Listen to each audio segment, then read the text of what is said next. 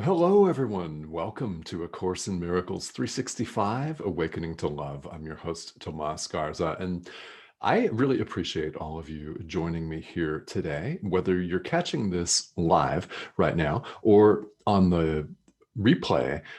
It's really a lot of fun to have the interaction with all of you in the form of questions and answers. And I really appreciate all of you who have popped on the live stream in the last couple of days and asked questions. So I want to invite you to do just that here. We're going through the workbook for students today.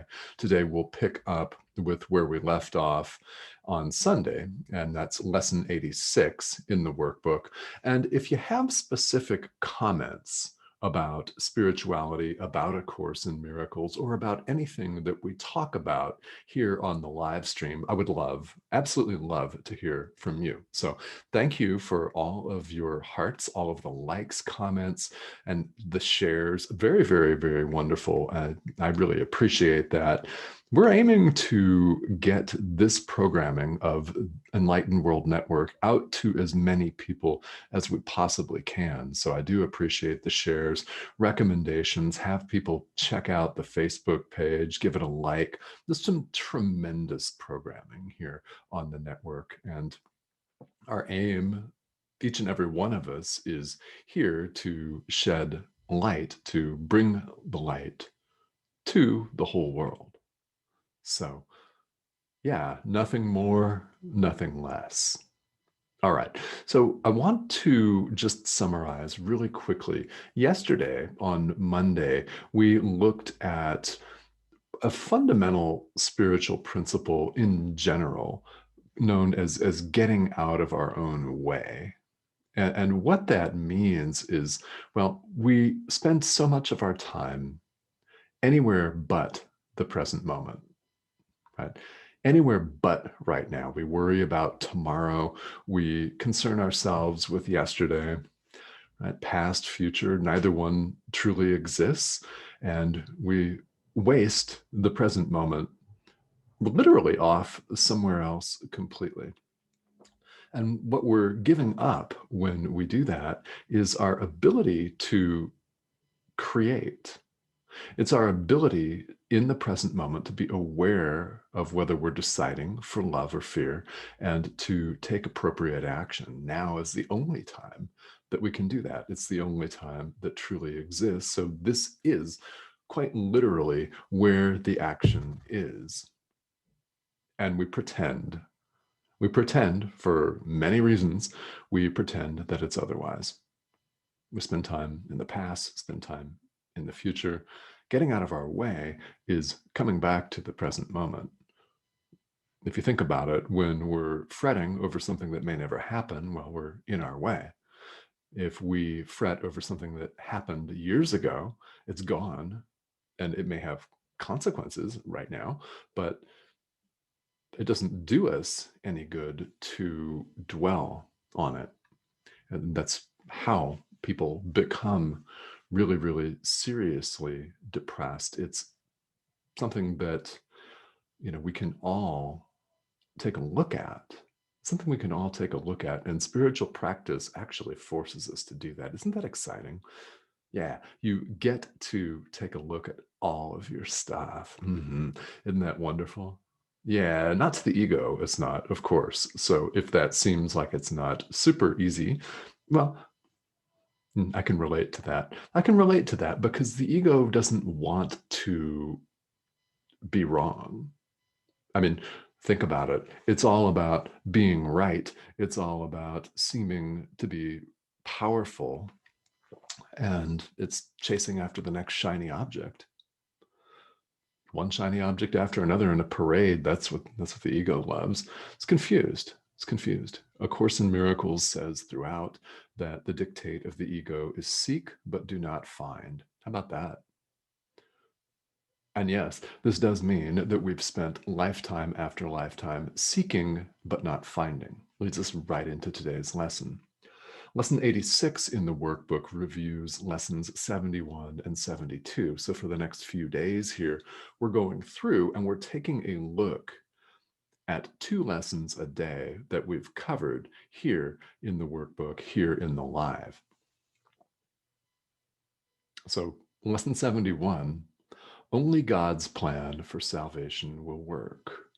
We waste our time looking for it elsewhere. Now, I have nothing against new cars or new shiny objects, new clothing, that sort of thing, right? A physically fit bod, that sort of thing. I don't have anything against that, but that's not where salvation lies. Cindy and I went out on Saturday, bought a brand new car. I mean, we literally have a brand new car right here in the driveway, which neither of us has had for years, but it's not salvation. I mean, it's not salvation. We have to put gas in it and make payments on it. Got to pay for the insurance. I mean, how's that salvation, right? Yeah, it's nice to have, and we needed it. Same with clothing, same with food, same with loving relationships. It's not where our salvation is. And when you think about it, we spend so much time in these human lifetimes chasing after that next shiny object. We acquire one thing, enjoy it, legitimately enjoy it, possibly, right? For a while, then we get sick of it. We want to discard it. We give it away, or we throw it away, depending. We look for our ultimate happiness. And by the way, that's what I'm talking about. That's what the Course is talking about when it talks about salvation. It's not something that comes when we die. It's not that. It's not that. No, that's what I was told in Sunday school when I was growing up as a kid in a fundamentalist Baptist church. Yeah, I was fed the line that this is something that you get when you die. And no, it's accessible right now. You don't have to wait. You don't have to wait. And for some of you, that may be a very, very powerful statement. And I hope that it is. Because when I took that to heart in my own life, it was very powerful. It was deeply, deeply empowering. We have that power at our fingertips, ready for the choosing right now. And only God's plan for happiness will work, for salvation. Salvation is an experience of who we really are. So think of it as happiness. You can think of it as joy, but not happiness that's fleeting, like having a new car or a new shirt or something and getting sick of it. That's not the kind of happiness that we're looking for here. It's constant. That's what we're going for. And that is truly who we are. That's who we are. So our own plans, our own elaborate schemes won't work. Our own business schemes won't work if we have an elaborate plan to make a certain amount of money. That's really wonderful. And that money will no doubt help us. And ideally, we would use that to bless other people as well and to help and to reach out. But it's not salvation. Salvation's all internal. It can't be found in external objects. And if that sounds obvious, well, actually it is. But we need to hear things. And this is something that we talked about on the live yesterday that I really appreciated all the comments on here. I really do. We have to hear things again and again and again and again and again. In dictating the Course in Miracles, Jesus actually says this in several different places, that he's saying the same thing over and over and over and over in many different ways, because it takes us that repetition to get it, doesn't it? I mean, are you stubborn? I mean, you can say yes to that. we all as adult learners need to hear things in several different ways. Why? The 27th time we hear the same thing might be the exact time that we really get it. That might be the exact delivery, the exact phraseology that we need to put that into full effect in our lives. Put it into full effect and extend love. Because that's what it's all about. All right, so that's lesson 71. Only God's plan for salvation will work. Yeah, so enjoy the new car. We're going to enjoy the new car, enjoy the new clothing. If you are losing weight, enjoy that, right? If you have a hot new love relationship, right? Enjoy that. Yeah, definitely. But let's seek salvation inside. And that's where it is. Okay. Lesson 72 is another big one, and that's holding grievances is an attack on God's plan for salvation.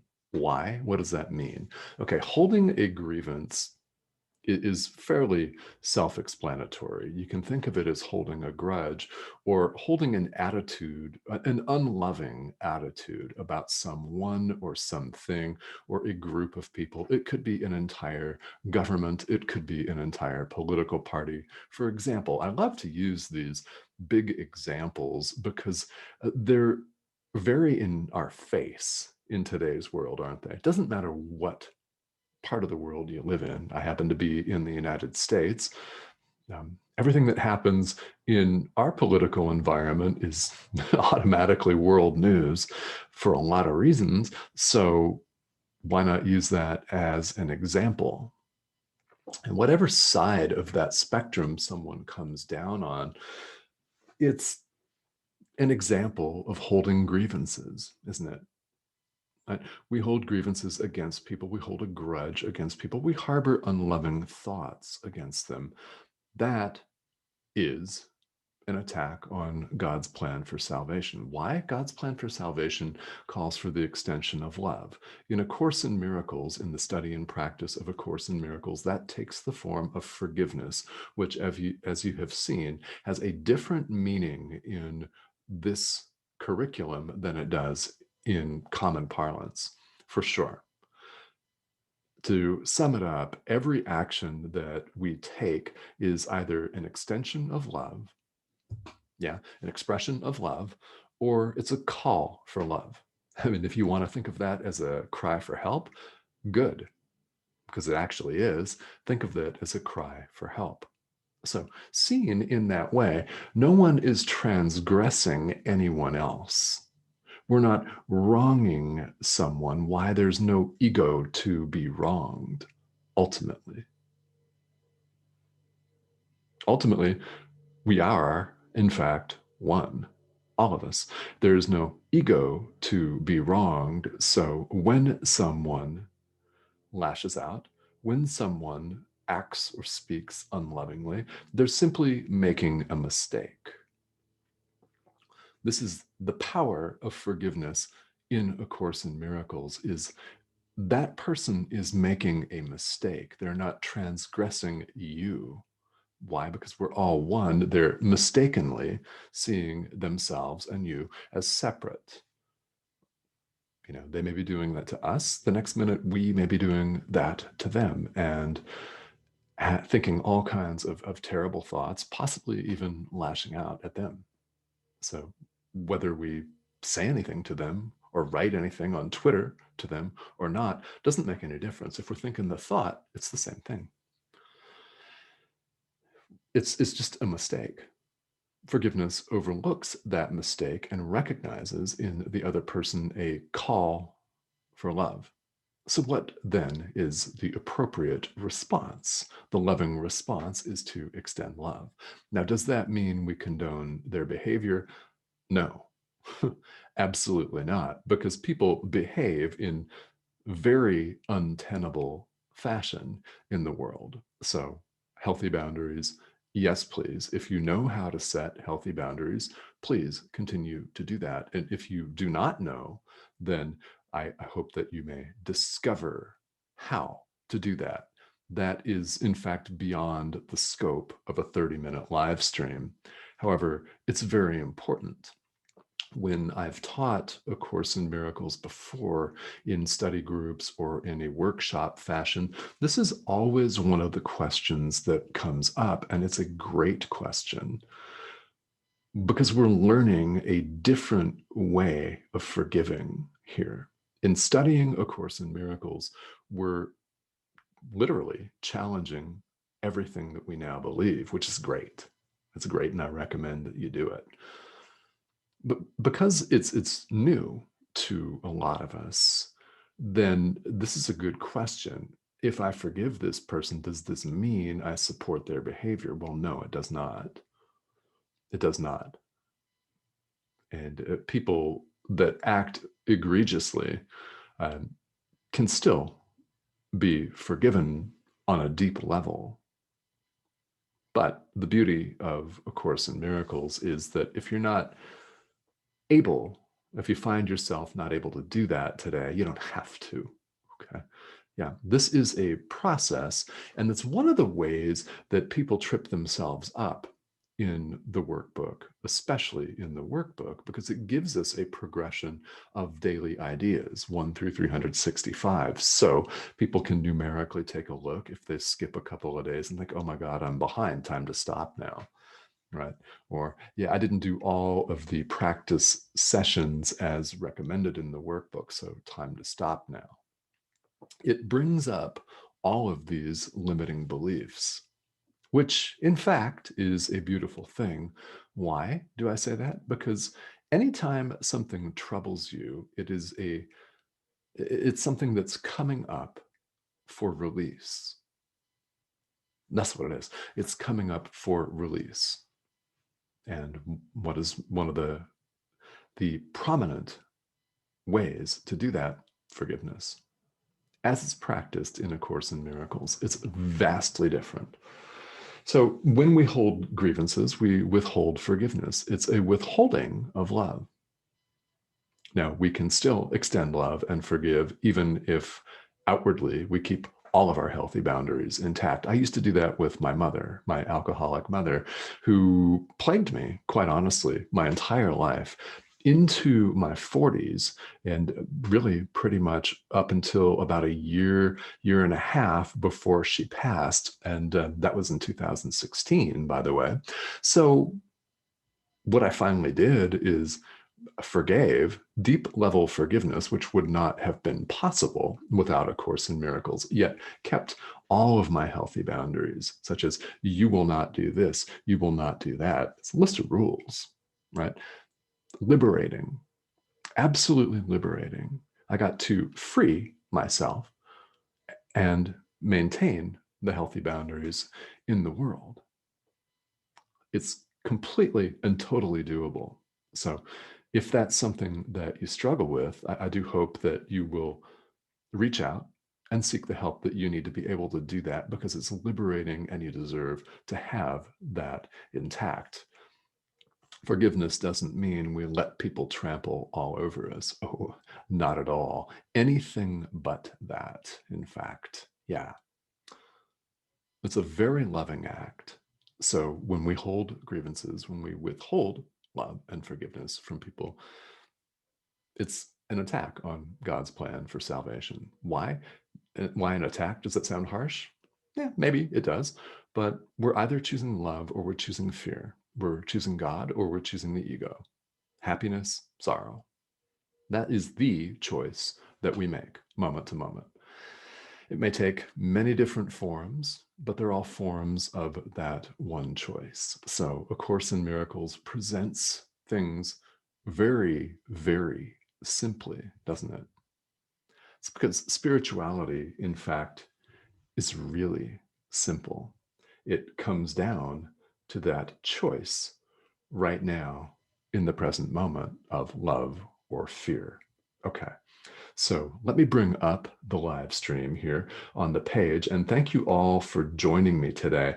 It's really so much fun to be able to interact with you here live on the stream. And let me just bring this guy up. Hope, hello, good afternoon. How are you?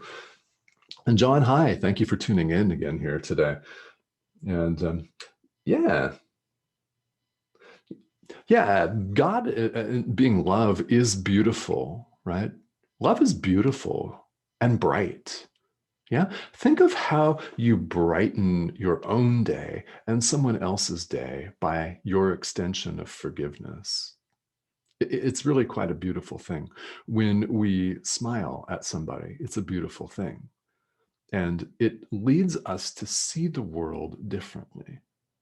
If we walk down the street, two people could be walking down the same street, passing a beautiful park with trees and green fields and birds singing. And imagine it's super sunny like it is right outside my window in Phoenix, Arizona, and it usually is super sunny. So, two people could be walking down the same street, headed to the same park, and one person has an attitude of love and happiness and forgiveness.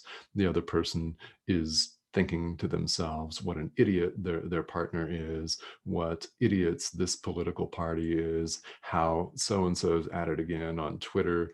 Yeah. I mean, insert names, whoever that is for you.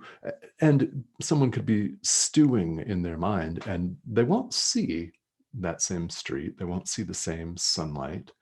They won't see the same park. It'll look the same, but they're having a completely different experience of it. Yeah, one person might see the grass and feel a lot of love and gratitude, and another person may step in a pile of dog excrement, yeah, that kind of works its way into your shoe. Say you're wearing tennis shoes or sandals with a lot of tread. Yeah, that kind, right? And if you're harboring attack thoughts, thoughts of fear, you don't experience the world the same way. If you harbor thoughts of love and choose thoughts of love, then you experience the world quite differently and you see all of the beauty. Yeah, all of the beauty. You see it and you feel it. That's the important thing, isn't it? You feel it, you experience it. It's wonderful and a beautiful thing. And you choose that in the present moment. All right. So if you're catching me on the replay here, thank you for tuning in today. We're continuing on in the workbook. We're in a series of review periods. So it'll be lesson 87 tomorrow, and we'll be reviewing a couple of heavy hitting and beautiful ideas. So, yeah, I said that heavy hitting and beautiful all at once because these are simplistic and they're designed to completely get us out of our own way. But we have to choose that moment to moment. So thank you all for making the choice to tune in here today and catch the replay. I'll see you back here tomorrow. Everybody, have a great day.